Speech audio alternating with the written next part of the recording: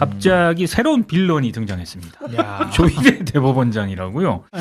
뭐 아시는 분은 다 아시겠지만 갑자기 이재명 경선 후보의 공직선거법 위반 사건을 원래 대법원 2부 그 소부에 배당이 됐어요. 아. 배당이 됐는데 2시간 있다가 바로 조희대가 니네 네 사람 말고 전원 합의체로 이렇게 회부를 합니다. 아. 그래서 지금 법원행정처장이 대법관인데 그 사람 재판 안 하지 않습니까? 예. 그리고 지금 노태학은 중앙선관위원장을 맡고 있기 때문에 그렇죠. 선거법이니까 이건 본인이 회피하겠다. 근데 이게 본인이 회피하는 것도 최강욱 전 의원 얘기에 따르면 이것도 이례적이래요. 아, 그래요? 네. 근데 어찌됐든 회피를 했죠. 회피를 해가지고 지금 12명으로 하겠다는 거 아니겠습니까? 예. 근데 이것도 굉장히 회의를 빨리빨리 합니다. 한 번 했고 내일 또 한대요. 그래요? 네. 그러니까 이게 도대체 조희대는 무엇을 노리는 것이냐? 그러니까 대선 전에 뭔가 결과를 내겠다? 뭐 그런 일각의 우려가 있긴 합니다만, 근데 뭐 일부 저는 신변이 어떻게 보고 있는지는 모르겠는데 처음에 민주당 내부에 이제 그 이른바 검사 출신 의원들이 실제로 지금 최경영 선배가 얘기했던 그런 부분이 있지 않습니까? 예. 야, 얘네들이 이제 대선에 이걸 가지고 장난치겠다는 건가?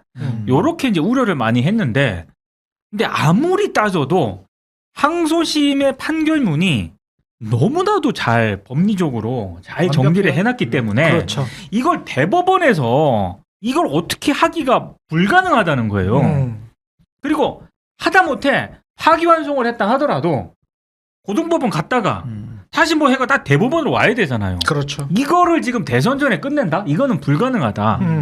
그래서 그럼 조희대는 왜 그러는 것이냐? 전 내용 자체가 지금 뭐 허위사실 유포 그거 아니에요? 별사건 아닌 거 지난번에 항소심에서 무죄 받은 거. 무죄 났던 거. 예, 아주 잘근 뭐 그 이렇게 김문기 모른다. 예, 그렇죠. 인식이. 사진 뭐 어떻게 하고 잘근 판결문에 다 적어놨던 거 100페이지 가량 되는. 네. 그래서 그럼 조희대는 이런 상황을 모르는 것도 아니고 무엇을 노리는 것이냐? 이제 여기서부터는 이제 해석이죠. 해석이죠. 근데 막 그게 법조인들마다 뭐 좀 조금씩 다르더라고요. 해석이 다릅니다. 어떻게 보세요, 일단은? 우선은 저는 전원합의체로 넘길 때 사유가 있어야 되거든요. 사유가. 그 첫 번째가 이제 판례 변경 같은데. 맞습니다. 그러니까 대법원 판례가 사실상 구속력이 있어요. 그러니까 예. 법은 아니지만. 그래서 중요 판례를 정리할 때는 대법원 전원합의체를 하고요. 음. 또 사회적으로 아주 이목을 끄는 매우 중요한 사건일 경우에는 또 전원합의체를 그쵸. 합니다. 근데 이 사안은 이제 후자로 좀 봐야 될 것 같아요. 근데 왜 전원합의체로 그러면 이제 넘길 수는 있는데 넘겼는데 이례적으로 빠르거든요. 네. 그러니까 예를 들어 전원합의체 회부까지는 어떤 과정이 내부에 있냐면 대법원에는 재판 연구관이 있습니다. 재판 그렇죠. 연구관들이 A, B 시나리오별로 일단은 자료를 다 서치를 해요. 음. 그렇게 해서 올리면 이제 선임재판연구관, 수석재판연구관까지 결재를 한 다음에 전원합의체로 이제 넘어가는 거거든요. 네. 그 절차를 굉장히 빨리 지금 진행을 한 거예요. 그렇죠. 그러니까 이 부분까지는 저는 조희대가 잔머리 내지는 꾀를 지금 부리고 있다라고 저는 생각을 합니다. 그러면 왜 그렇게 할까라고 좀 생각을 해봤을 때 저는 조희대 대법원장이 뭔가 지금 이 상황에서 지금 헌법재판소한테 굉장히 지금 대법원이 좀 밀리고 있잖아요. 맞아요. 존재감이 없잖아요. 예. 그러니까 존재감을 좀 부각시키고 싶은 의도가 첫 번째 있을 것 같고 저도 그 생각했어요. 두 번째는 네. 지금 이 대선판에 완벽하게 무슨 뭐 이재명 대표의 피선거권을 박탈하고 저는 이런 의도는 아니라고 봅니다. 그건 할 수가 없어요. 그치. 그러면 어떤 거냐? 네. 지금도 보십시오. 전원합의체 회부되고 빨리 속도 빼니까 이슈가 또 일로 몰리면서 이재명 그렇지. 대표에 대한 소위 말하는 악마 프레임이 또 작동되잖아요. 혹시 몰라. 이런 걸 좀 저는 그러니까 혹시 모르는 불안감 뭐 이런 것들을 지금 자아내잖아요.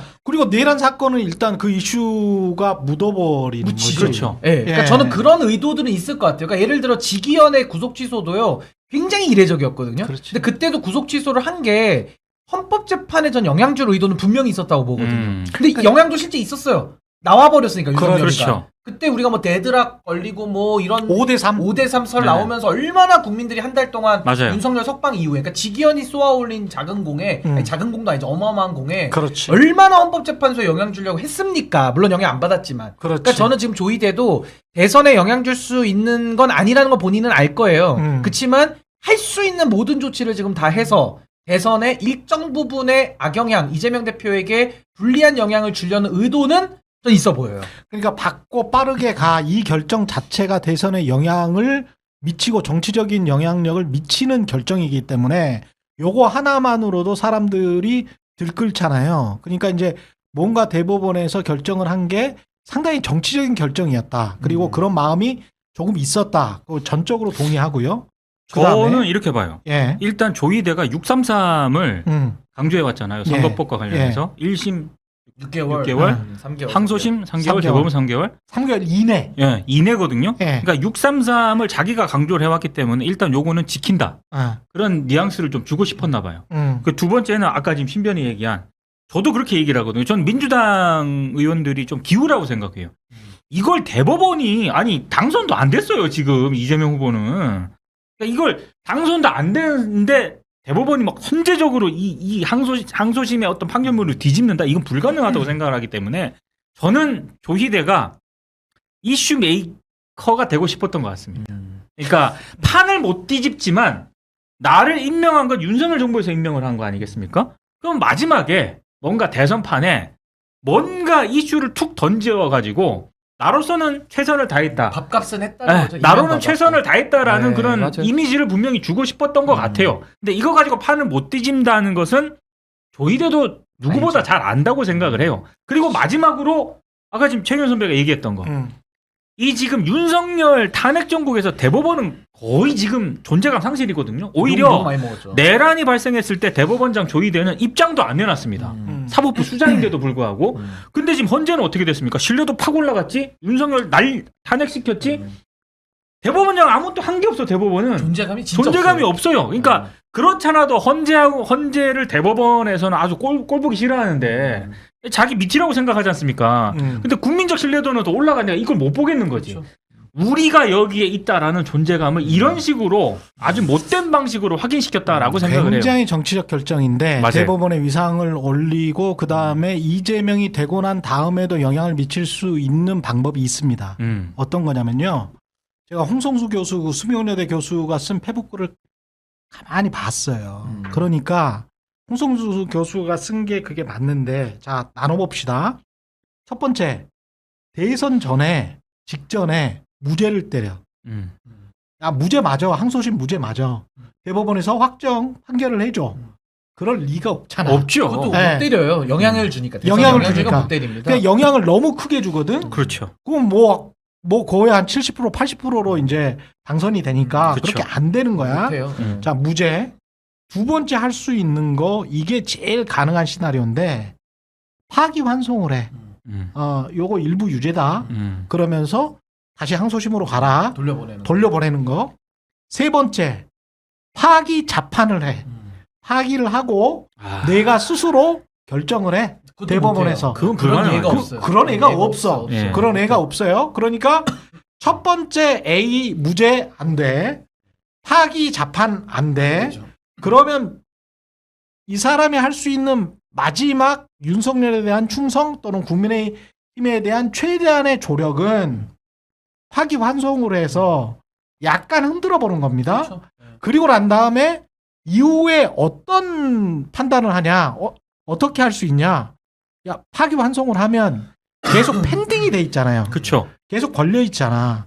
그러면 아시다시피 국민의힘에서 계속 주장해 왔던 거는 야, 그렇게 재판이 걸려 있으면 재판을 대통령이 됐어도 계속해야 돼. 아니면 대통령에 대한 소추 권한이 없기 때문에 소추, 기소하고 재판을 계속하는 그 권한이 없는 그 다수설을 따라야 돼. 아니면은 재판 중이면 계속 해야 되는 거야.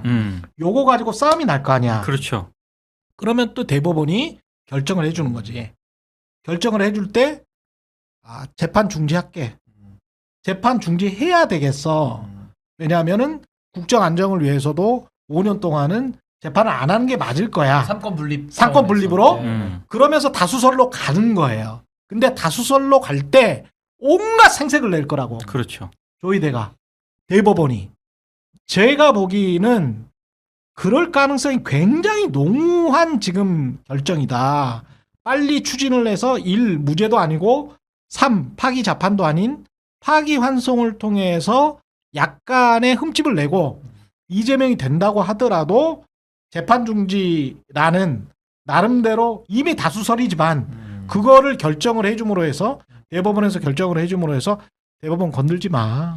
근데 하나의 시나리오가 더 있죠. 아. 3개 말고 하나는 뭐가 더 있냐면 아, 전원합의체로 지금 갔잖아요. 음, 간 상태에서 그냥 심리를 계속하는 거예요. 그렇죠. 그러니까 소위 말해서 아무 결정도 안 하고 그냥 계속 홀드하고 갖고 있는 거죠. 그렇지. 예, 요게 이제 네 번째 그렇지. 시나리오. 예, 아무 아. 결정 안 하고 뭉개는 그렇지. 거. 그러니까 요게 네 번째 시나리오인 것 중에 전 하나가 요게 가장 좀 유력할 수 있다. 왜냐하면 가만히 있는 거. 조희대는 분명히 아. 최경영 선배 얘기한 그 계산을 했을 거예요. 아. 근데 그게 가려면 나머지 대법관들의 대법관들이 동의가 있어야죠. 예. 대법관들이 따라줘야 되거든. 그렇다. 리더십이 없을 것 같아. 근데 지금 대법관들이 그렇다. 조희대를 보고 그걸 네. 따라가느냐? 아, 네. 안 간다는 거죠. 아무리 정치적으로 그럼요.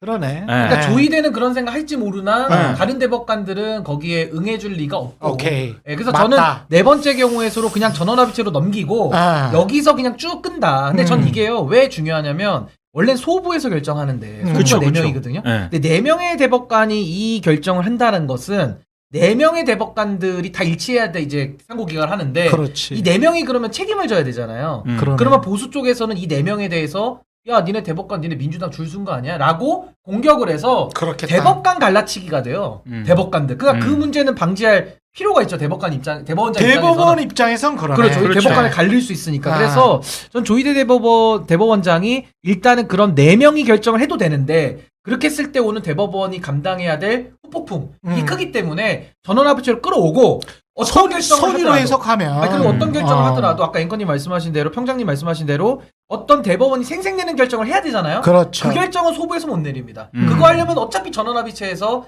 결정을 하나에 뭘 내려줘야 돼요. 그러네. 그러니까 저는 어차피 대법원이 같이 살고 같이 죽자 정신으로 함께 오케이. 하자. 전 대법원의 위상을 지키기 위한 목표가 가장 크다. 전 그렇게 봐서 너무 불안해하실 필요는 없어요. 이거는 맞습니다. 맞습니다. 뭐 어떻게 바꿔요? 그걸 네. 뭐 어거지로 하는 것도 아니고 재판이 그리고 아니고. 분명히 그렇습니다. 사법개혁 이런 얘기가 나올 수밖에 없잖아요. 그렇지. 자기 정부에서는. 검찰개혁뿐만이 아니고 사법개혁 이야기가 나올 수밖에 이렇게 없지. 계속 이렇게 흔들려고 하는 제스처를 취함으로써 그렇죠. 야 우린 일단 건드리지 마. 어. 이런 것도 있다고 봐요. 그렇죠. 사법부. 야 검찰개혁은 뭐 모르겠는데. 직위원이건 누구건 간에 그러니까요. 우리가 인사는 우리가 알아서 할게. 상권 분립이잖아. 음. 뭐 그런 그렇지 여러 가지 지금 수를 두고 있는 것 같습니다. 하지만 이재명 그 후보가 선거에 나오는 데는 별 지장은 없을 것 같다. 맞아요. 그거는 이제 왜냐면 공통되는 이거는요. 거예요. 여기서 어떤 액션을 해가지고 대법원이 선거에 이제 개입을 하는 거거든요. 그쵸. 그렇지. 그거는 정말 민주주의의 가장 기본 선거에 개입하는 게 되기 때문에 국민 주권을 침해하는 거잖아요. 그렇습니다. 그러면 사법공화국으로 만들겠다는 의지라서 네. 전 그건 하기 불가능하다. 그러니까 지금 보시면 수사 같은 것도 아. 명태균 수사 이런 거 다 스톱돼 있잖아요. 맞아요. 아니 하물며 재판인데 수사도 스톱돼 있는데 어떻게 재판을 통해서 그것도 상고심을 때려가지고 가장 유력한 주자의 피선거권을 뺏는다? 그렇지. 국민의 선택권을 뺏겠다는 거거든요. 그렇죠. 이건 불가능한 겁니다. 근데 트럼프도 생각해보면 똑같아. 연방 대법원에서 재판 진행 안 하겠다 그래 버렸거든. 그렇죠. 대선 직전에 재판 진행 안 하겠다. 국민들이 뽑아야 되니까 국민들의 선택을 우리는 일단 존중을 한다. 네. 왜냐하면 주권이 국민들한테 있으니까. 그렇죠. 대통령을 국민들한테 국민이 뽑는다고 하고 가장 유력한 대선 주자.